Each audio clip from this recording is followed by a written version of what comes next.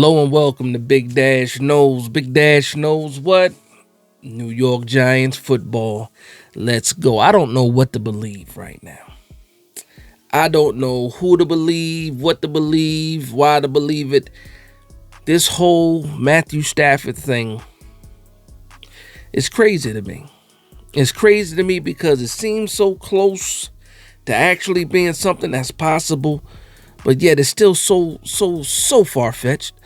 And as a Giants fan, you sit back and you wonder, because I've been watching a few videos, I've been disagreeing with some other content creators, respectfully, but I just think about the scenario. So let's just let this thing play out, right? My first thing is this: why would the Los Angeles Rams want to get rid of Matthew Stafford? Like, why would they really want to do that? The Rams were a few games away from being in the Super Bowl. They played the Philadelphia Eagles in the divisional round in a snowstorm, and like a true LA team, they lost in a snowstorm, but it wasn't like it was a blowout or anything like that. So you have your franchise quarterback, 37 years old, true, I understand, still got a lot left in the tank. Still has 2 years left on his contract, but all these rumors are going around talking about how he might be unhappy with the money that he's making. He wants a new deal. And then magically, the New York Giants become a name and a destination for Matthew Stafford.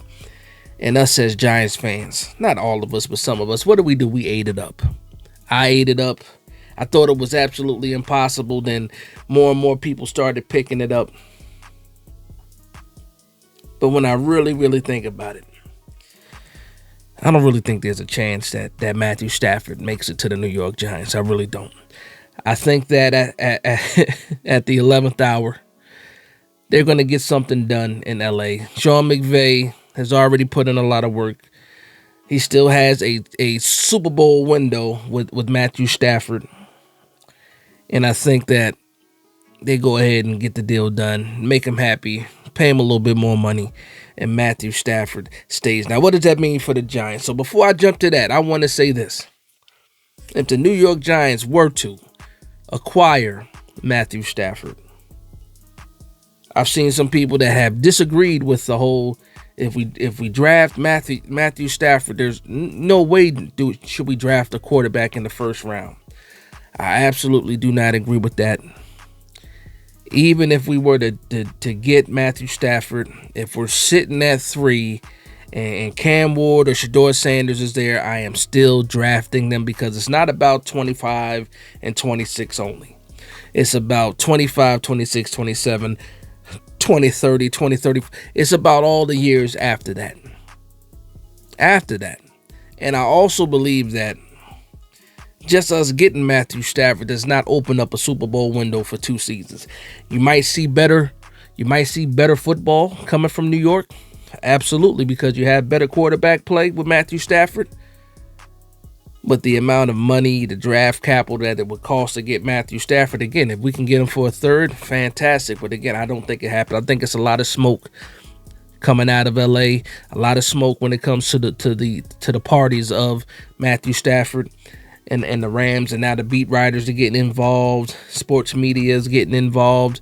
But ultimately, the feeling is that it just does not happen, and Matthew Stafford is back with the Los Angeles Rams. To me, it was fun while it lasted. I entertained it for a little bit. I put a video out about it, and now I have to snap back to reality. We are 1 week away from the combine, I think, almost 1 week away from the combine. And I'm excited for that. I'm absolutely excited for that. I'm having fun on Twitter again. I'm getting in battles. I'm having heated debates. I'm getting in arguments about who? About what? The quarterback position. About who? Shedeur Sanders and Cam Ward. More Shedeur Sanders and Cam Ward. And it surprises me too, because I see it in the comment section too, that there is a lot of hate. I just have to be real with you. There's a lot of hate for Shedeur Sanders. And a lot of the time, Some people are just way off in their evaluation. Some people don't like him because his last name is Sanders. Some people think that he didn't deserve or worked hard for anything, that everything was given to him. His father was the coach, this, that, and the third. And to me, it just lets me know that you haven't been watching behind the scenes. You haven't really been watching the games. You haven't really been watching the kid. And I call him kid because I'm a certain age. I fall into a certain bracket. So all these guys, especially when it comes to these rookies and prospects, I call them all kids. That's just something I do. But there's nothing wrong with Shedeur Sanders. Now, you might not like Shedeur Sanders over Cam Ward. That's fine.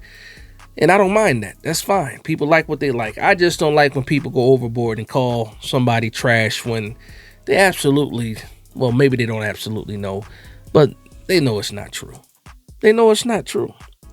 I think that the New York Giants have a lot of positions to address in this draft. Nothing more important than the quarterback position, of course. You still have people talking about, drafting Travis Hunter, drafting Abdul Carter, drafting Mason Graham, and then trying to get back into the first round to pick up somebody like Jackson Dart. And I'll say this, I think it's harder to do that, trade back to try to get Jackson Dart or hope that Jackson Dart falls into your lap.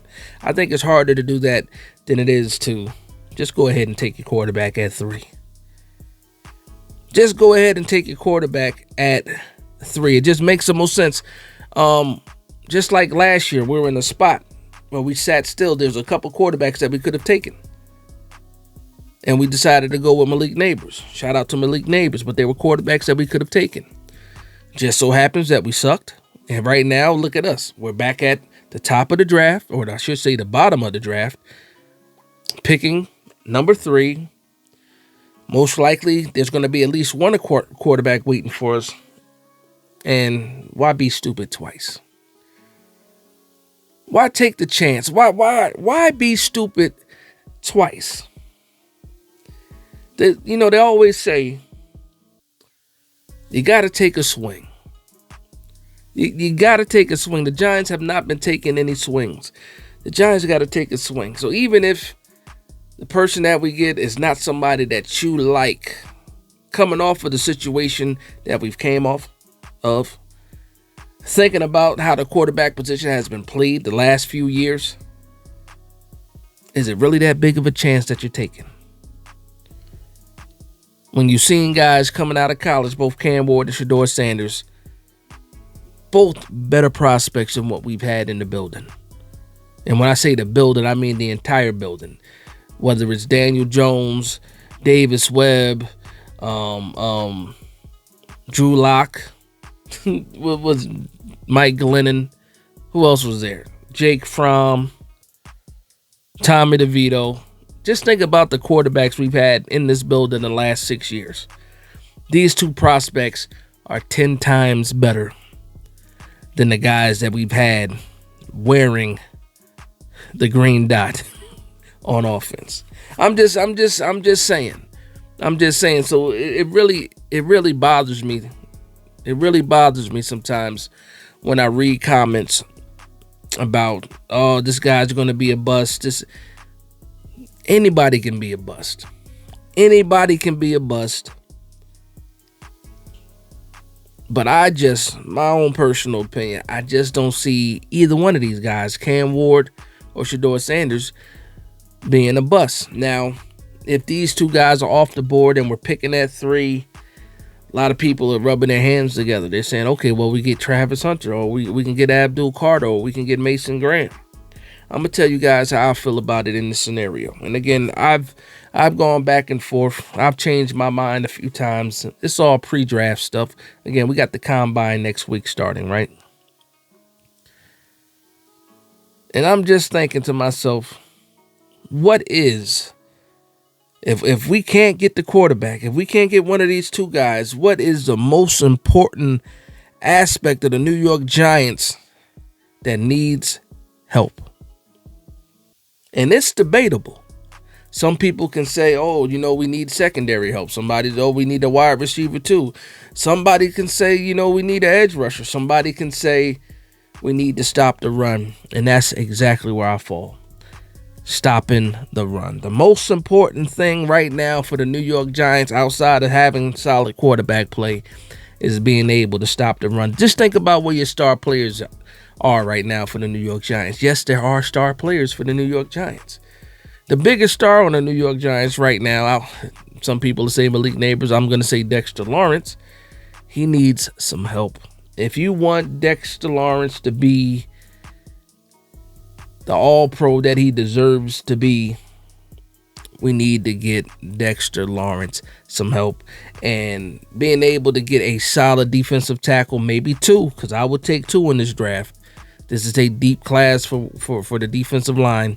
I would take two in this draft. We got to start looking at this team. And I'm talking to Shane Bowen when I say this.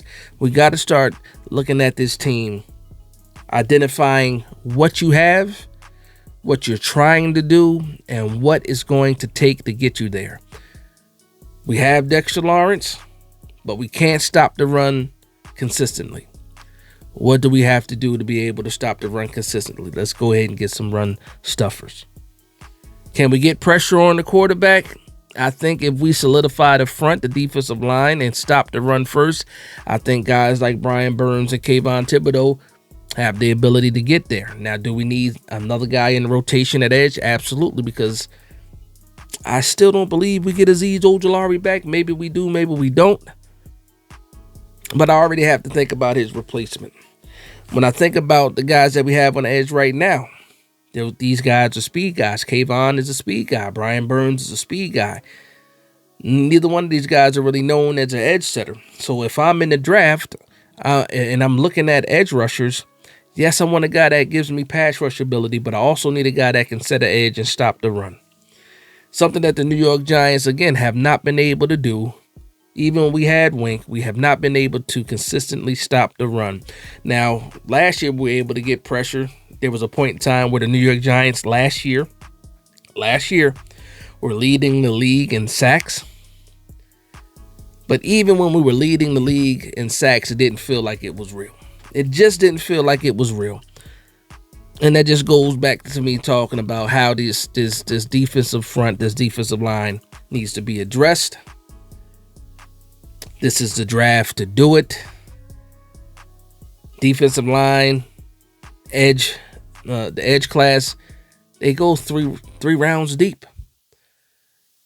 And given scenario, you might see a couple guys fall into the fourth round possibly. You might see some good quality guys that can be contributors, maybe not starters, in round 4 for the defensive line and the edge class in this draft. And the New York Giants need to address that. So before I close out, I'm just going to give you guys an idea of what I think. The perfect scenario for me in this 2025 draft is the New York Giants absolutely land their quarterback of the future, potential quarterback of the future, at 3 without having to move up to get him. Cam Ward, Shedeur Sanders, one of these guys we need to get at 3. After we address that quarterback, and I'm assuming we'll pick up a vet during free agency too. After we do that, the rest of the draft I want to look like this. And I can't wait to hear what you guys have to say. After that, I can go the next 4 rounds. The next 4 rounds drafting defensive line, edge, and offensive line. I can see that. I can see the 34th and the 65th pick both being defensive line, and then the 103rd possibly being an interior lineman. I can see something like that happen. And maybe 133 being another edge guy, maybe a guy like Tyler Batty out of BYU. I can see something like that happen. That's what I would like to have happen, is the trenches. The New York Giants have to address the trenches. We didn't draft any offensive linemen last year. We got a couple of defensive linemen as far as a UDFA. But the New York Giants really have to throw quality picks, premium picks at the trenches. Last year we got Tyler Nubin. We got Andrew Phillips in the second and third round. That's cool. These guys are able to play. They seem like they're moving in the right direction. Joe Shane is hanging his hat on Tyler Nubin. Of course, Malik Neighbors, Tyrone Tracy. Like you did the specials a little bit. It's time to address the trenches. It's time to have one of those not too sexy but substantial draft classes. And the only way you can do that is in the trenches, man. So that's why I'm going to end this video right here. Just wanted to talk about some things that I've been thinking about, especially when it comes to the Matthew Stafford trade. I really don't think that's happening. I believe it's all smoke. I believe the New York Giants do get their quarterback in this draft without having to spend draft capital. We can sit at 3 and most likely get one of these guys. I really do believe that can happen. And then after that, address the trenches. You can't be the New York Giants without having solid trench play. Solid play in the trenches, both sides of the ball. You cannot be the New York Giants without that. So with that being said, I want to thank everybody for vibing with me. Please like, comment, and subscribe. And from one Giants fan to another, this is Big Dash Knows, Big Blue Nation. Let's go.